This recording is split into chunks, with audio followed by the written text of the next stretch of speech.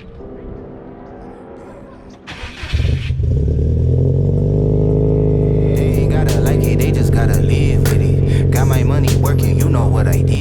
is up, guys? Welcome back to my channel. I have kept you guys, I've made you guys wait long enough, but today we're finally going to work on the GTO. We are hopefully going to be pulling the motor here. We got a lot of things to do before we can do that. We can't just, pull the motor out. It takes a little bit of effort to get it prepared to get the motor out and stuff like that. So we're gonna be doing that today. I'm super excited to finally get diving into this car. It desperately needs to be done, realistically. So I'm happy. So yeah, let's get to it. Let's get working on the car, and I'm super just stoked to get this new motor in and see what this car is going to be capable of after. But it's going to be exciting. So I will see you guys in a second, and we'll get to working on the car. All right, so we're removing the front clip right now so we can drain the coolant. I took off the front bumper for all that purposes, and then we're removing the strut tower so far. We're just trying to get after it and try to get all this stuff removed. The interesting thing is I gotta remove these lovely mounts that my dear friend Mike made when I broke the splitter at Coda a month ago. I guess the splitter we made didn't like 160 mile an hour force, so we just cut the splitter up and made a mount out of it. The things that you have to do at the track. But I'm gonna get this splitter rod off, and then we'll go from there. I think what we're gonna do first is we gotta drain the coolant first, because we're gonna probably end up having to remove the radiator. I'm just gonna yank it out anyways. We'll do that. I gotta drop the trans, so that's gonna be something that I gotta do like right away. And then also I have to I'm gonna remove the headers. All that stuff is gonna go, and then we're gonna remove the intake manifold so we can put a plate on so we can actually start yanking the motor. So lots of stuff, lots of just little stuff to get the motor ready to just remove. That's the frustrating part. It's just like, it's just stupid that you have to do all this kind of stuff, and I really want to try to simplify that stuff, or simplify it once we get the new stuff in. So that's gonna be my goal, is just to get things easier to work on. Let me get after all that stuff, and then we'll finally get to the good part of trying to remove the tranny, and hopefully we can get to remove the motor today. Might be on the next episode, who knows. We'll just get as much as we have, or we can, done at this time. So the radiator just came out, and we are on to removing the exhaust, so we can get the transmission out, so then we can start getting the motor prepped to get out.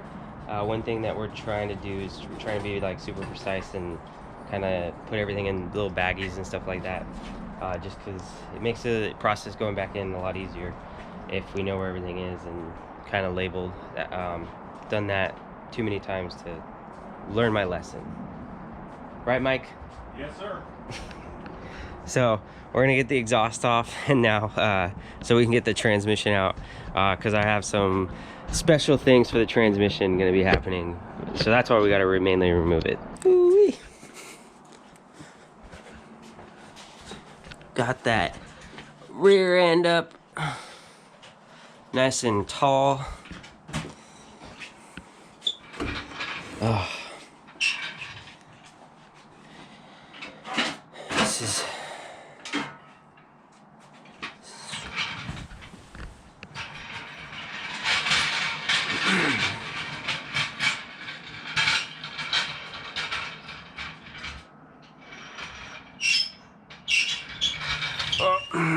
we are going to be tackling this exhaust system, which I absolutely hate taking off. It is literally the worst thing ever. but it'll be the last time we ever have to take it off. And I only hate it because of these darn clamps. You know why the diff would be leaking?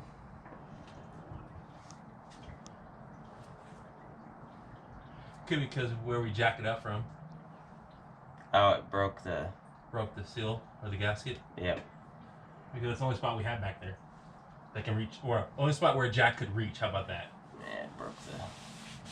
Because if the chassis was not stiff, there's no way in heck I would be doing what I'm doing. Yeah, we have on two jack stands in the rear, and you have it jacked up in the front, and yet the front right wheel is all the way off the ground.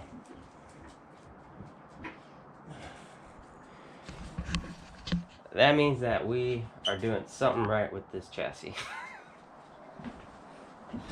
Man. Look at it, we don't even need to almost put another jack stand underneath this side.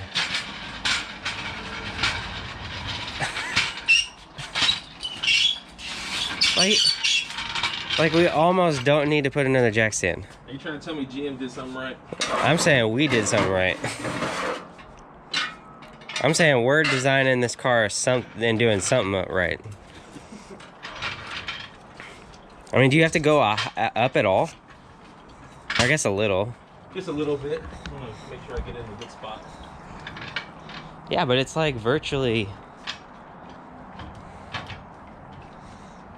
That's actually all the way up already. So, nope, you're right. It's the same height already. Man. That was a mission. We had the worst time getting that transmission out. And it was all due to one simple problem. Don't put in solid bushings on a car that you plan to take stuff out of. Right, Mike? Yeah. Very sturdy.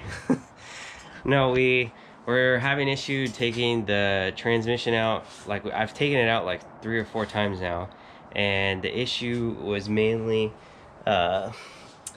it wasn't coming. It was kept hitting the top of the transmission tunnel, the bell housing, and we then figured out that the top, or when we've taken out the transmission before, the solid, I didn't have solid bush motor mounts in on the car, so the motor would flex down a little bit with the weight of the transmission, allowing us to clear the top of the trans tunnel. Well, since I have solid motor mounts, that didn't happen, so it was just kept hitting. So then we had to undo the subframe, lower the subframe down a little bit, and it was like magic. All of a sudden it just popped right out, no issue. So word-wise, don't put solid motor mounts if you plan on taking the transmission out frequently. But it's out now. We are trying to get it out of the car, or out from underneath the car. 20 seconds. Yeah. And then we can go ahead and try to remove the motor at that point. I mean, we're so close. We're so close. We literally have the transmission on the ground right there. It just needs to come off from the transmission jack so we can pull it out from underneath the car on that mat. But we're gonna get it. We'll get there eventually. So you need light over there? No, it's good. And it's out. As you can tell, there's not much room for it to snake out. But oh well, it's out now. Now we can pull it out. We can move on to the next project. I don't think that it was that hard. No, not at all. I would rate that like a like a 5 out of 10. I like 5-star. It was, I mean, if we didn't put the solid motor mounts in, that would have been the easiest transmission pull we did. Yes, I could agree to that. Right? Yeah. I mean, that would have been, if it wasn't for those solid motor mounts, it would have been a piece of cake. But, oh. Alright, I guess what we'll end up doing is leaving transmission. I mean, we'll pull the tranny, put it back on the ground, and roll it back, and then call it for the day. So I've already marked your hood marks, so we can, in theory, if we want to take your hood off, we can. Oh, okay. And that way we know where to put it back on it.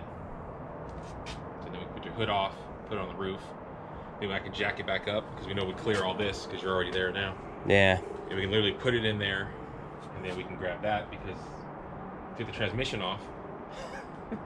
So ironically, you saved yourself trouble on this end.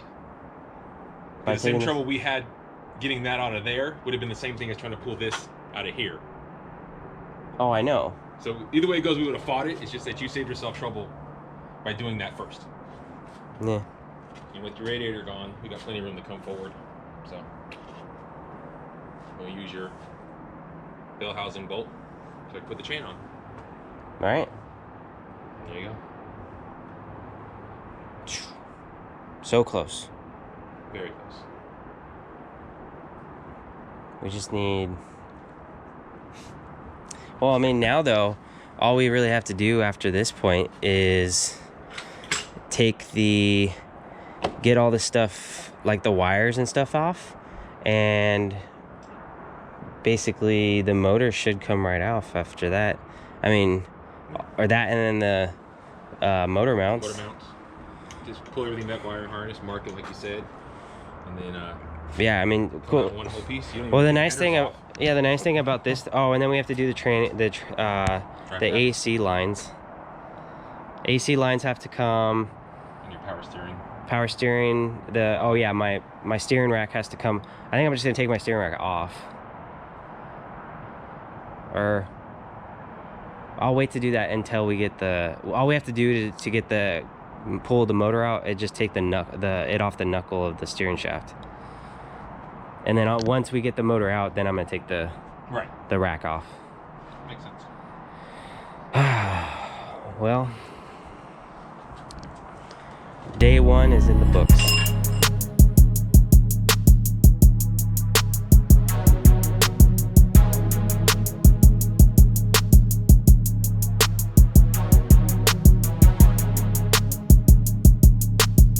All right, guys, so that's gonna wrap it up for today.